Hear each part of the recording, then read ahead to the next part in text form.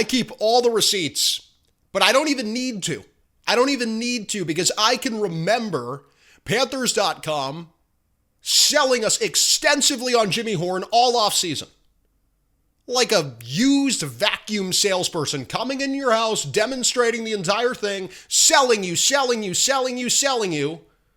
And finally you begin to start buying the jerseys and buying into it. And then as soon as you get invested in it, it's gone. He's gone. The receiver is nowhere to be found. He's not on the field. He's nowhere. And it's the classic bait and switch. It's the classic bait and switch. They took every opportunity this offseason to tell us about this guy, but now he's not suiting up. We see him at practice. We see glimpses of him. He's there. It's not like crypto. It's not like it pumps. They release a taco coin, and then all of a sudden the only place you find is on the dark web. It's next to the mushrooms. You can find Jimmy Horn. You can see him. You go down to Charlotte. I'm sure he's walking around. I'm sure he's alive, but he's not on the field. And I think last week, week 3, was the time to play him. I think last week was the time, the opportunity to put Jimmy Horn in. You were without Leggett, obviously, that's the big one. And instead, what you did is you did 2 things. One, you put Brycen Tremayne into a bigger role in the offense, which I'm not even necessarily against. I think Tremayne has shined. He bailed Bryce Young out in week 2, and he caught the ball with one hand and prevented an interception. But you're going to choose a backup gunner over Jimmy Horn? Dalevon Campbell is going to be on the active roster suiting up to be the backup gunner. And he did actually end up playing on the punt team at gunner, but Brycen Tremayne was doing that. So he filled the shoes of Brycen Tremayne. You easily could have put Tremayne and Caleb Evans out there. That's what you did in week 2. And then you have Jimmy Horn. And I know people are like, well, you don't want to deconstruct the special teams because the special teams actually has been a bright spot for you. Outside of the ETN fumble, when you were returning a punt, Ryan Fitzgerald on kickoff, he's been the story of the league. Electric field goals, 57 yards, second longest field goal in team history. But also the kickoffs, kicking them out of the mud. That's what Canales says. And I get you don't want to break a good thing, but you can't tell me a team that's so developmentally minded, that sells us all off season on growth, development, so much so that the GM comes out in his opening statement going into the season, reading off a paper that everyone wrote, and the publicists saw it and everyone saw it. It doesn't mention winning. It mentions development and growth. You can't tell me that this late round pick that you had high hopes for, that everyone loves, shouldn't be on the field right now. And my mind goes, well, like, maybe he's in the doghouse. Maybe he said something dumb. I mean, look, I can't tell you how much money I've lost saying dumb things at work. I've probably cost myself 1 million promotions doing that.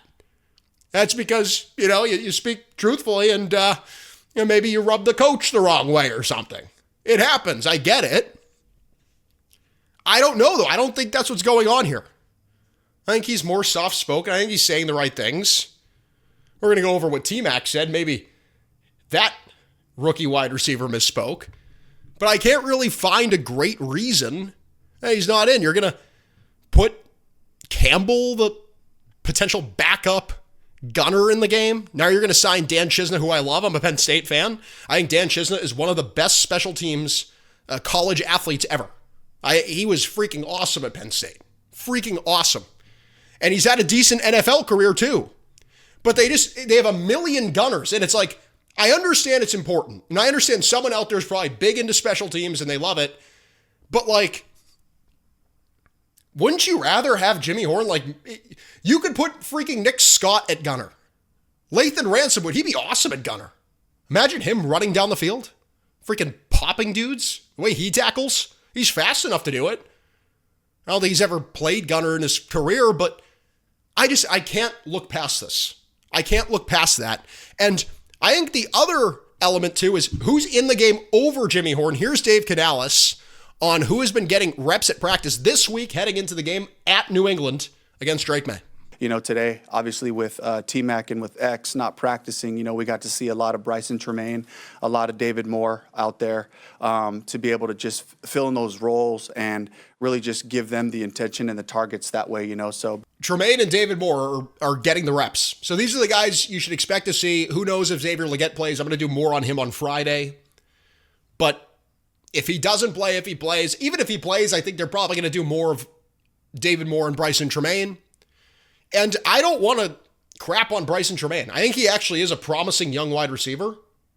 He made a couple decent plays for you. I think he had 2 catches last week, and the one against Arizona really stands out.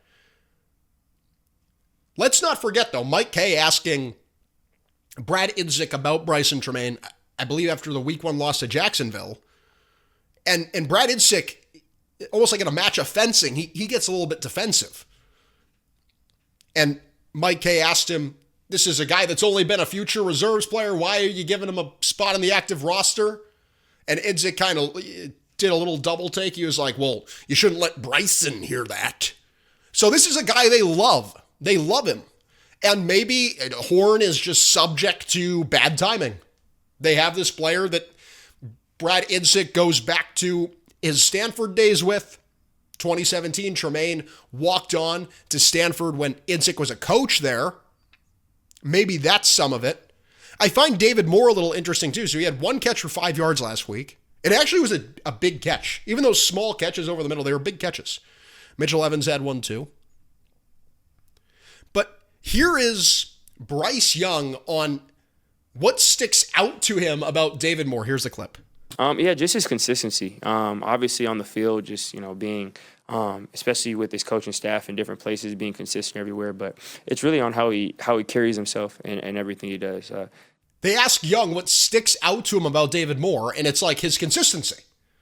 And I said this has been something that's been brewing in the back for a while now. It's like, is this guy here to play or is he here to coach? And he played more last week.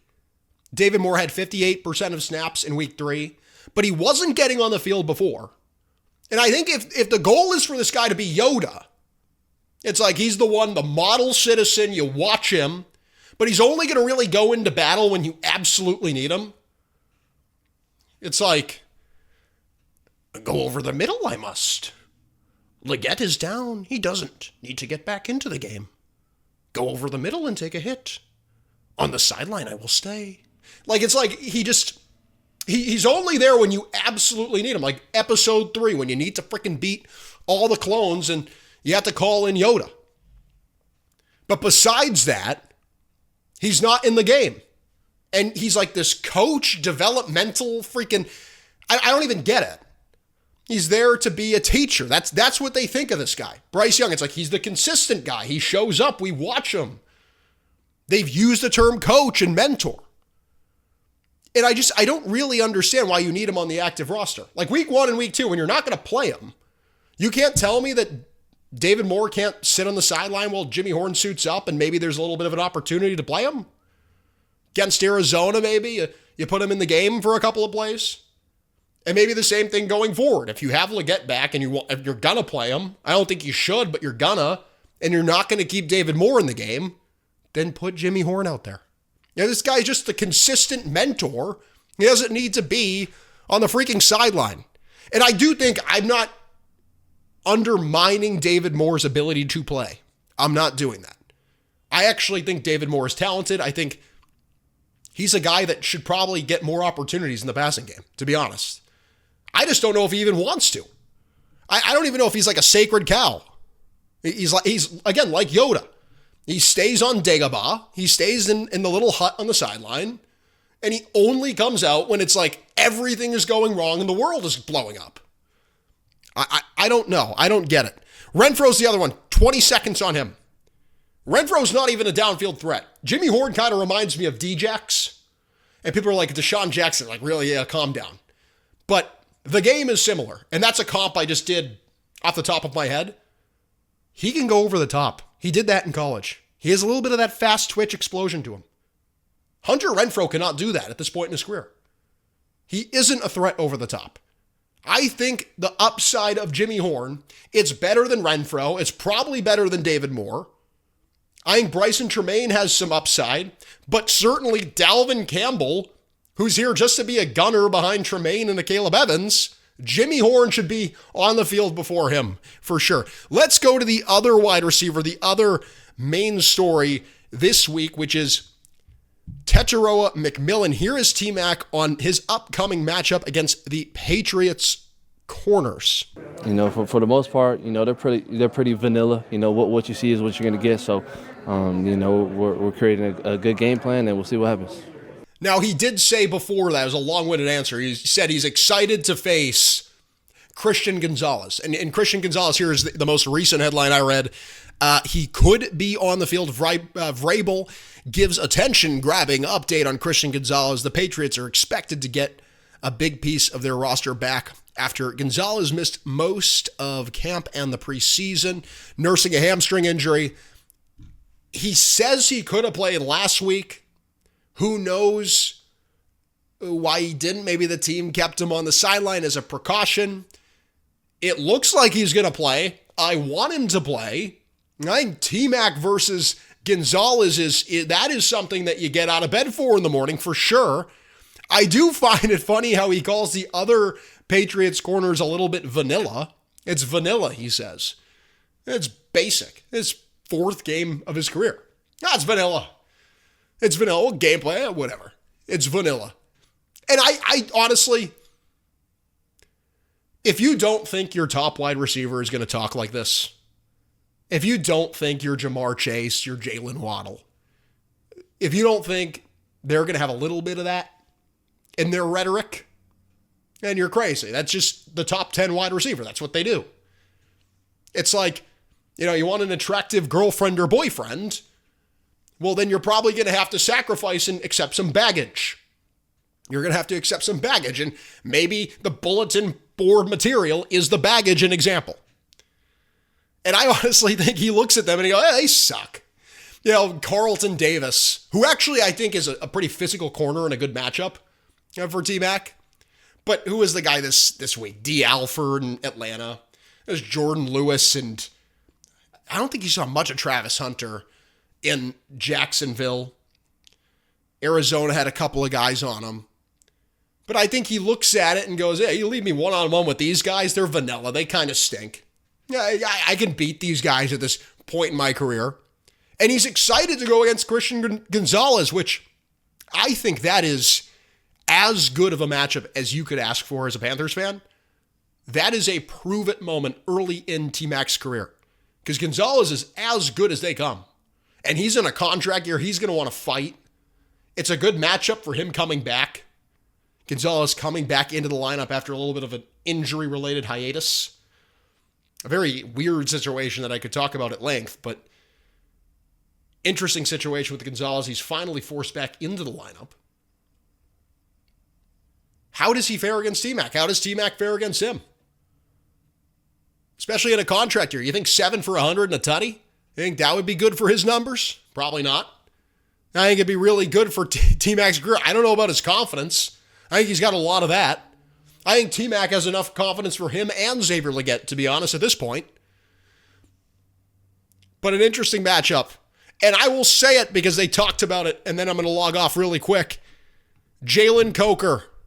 He could be back as early as next week. That is going to add another dimension to this offense. I think they truly will be able to go over the top, pending the performance of the quarterback, with Coker and T-Mac.